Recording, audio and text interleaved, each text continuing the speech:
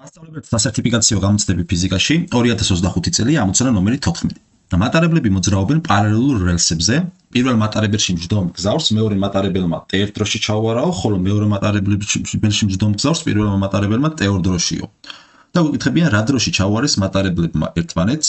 ახლა ამ ამოცანაში არ არის დაკონკრეტებული ეს მატარებლები ერთ წფის გასწვრივ მოძრაობენ ერთი მიმართულებით თუ ურთიერთშემხვედრი მიმართულებით. ამიტომ შეგვიძლია პრინციპში ზოგადობის შეუზღუდავად ვიგულისხმოთ, რომ შემხედრი მიმართულებით მოძრაობენ. შესაბამისად, მოდი ავიღოთ, ეცადოთ დავხატოთ მატარებლები. ესე იგი, ეს იყოს პირველი მატარებელი, რომ დავხატოთ, რა გვექნება? ესე დავხატოთ. ასე ბატონო ჩემო. იქნება ეს მეორე. ვაგონიც მივხატოთ. აქ მივხატოთ მესამე ვაგონიც.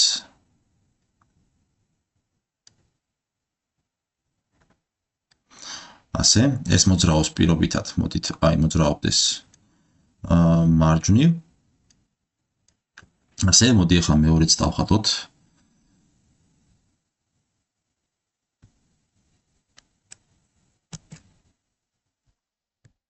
მეორე მოძრაობს ამის შემხედრი მიმართულებით.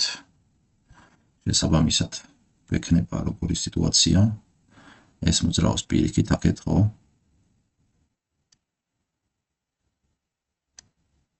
ეს იყოს რაღაც V1 სიჩქარით მოძრაობს. დავუშვათ, ეს მოძრაობს V2 სიჩქარით. და აი ეს არის შეხვედრის წერტილი. ასე. კი ბატონო. და ახლა მოდით სიგრძეებით შემოვიტანოთ. აი ამ მატარებლის სიგრძე დავუშვათ იყოს, ეს იყოს პირველი მატარებელი, ეს იყოს მეორე მატარებელი, ხო? ასე. აი მის სიგრძე პირობითად ავიღოთ. ეს ერთი დავარქვათ ამის სიგრძეს. აი ამ პირველი მატარებლის სიგრძე იყოს S1 და მეორე მატარებლის სიგრძე შესაბამისად მოდი იყოს S2. აი ეს სიგრძე S2-ია. S2. და ეხლა როდის ითვლება, გეუბნებია რომ პირველ მატარებელში მჯდომ გზავრს მეორე მატარებელმა t1 დროში ჩაუვარაო.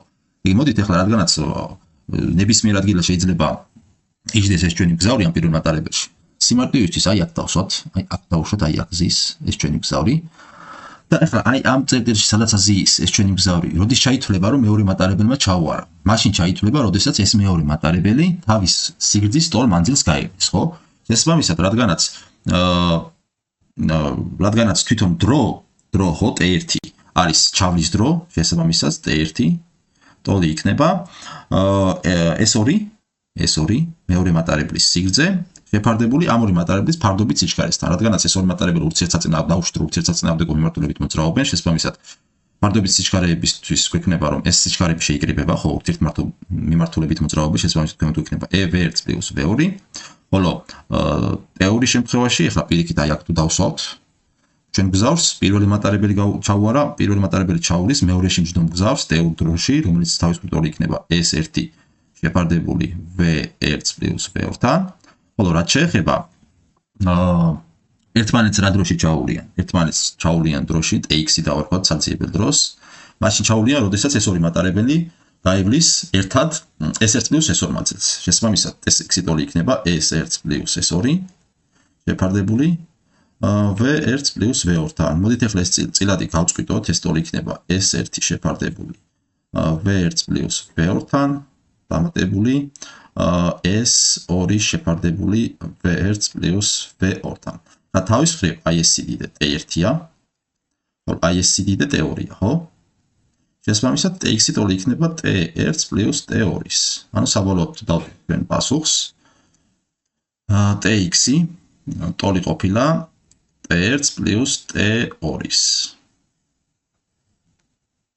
ეს კი არის პასუხი A.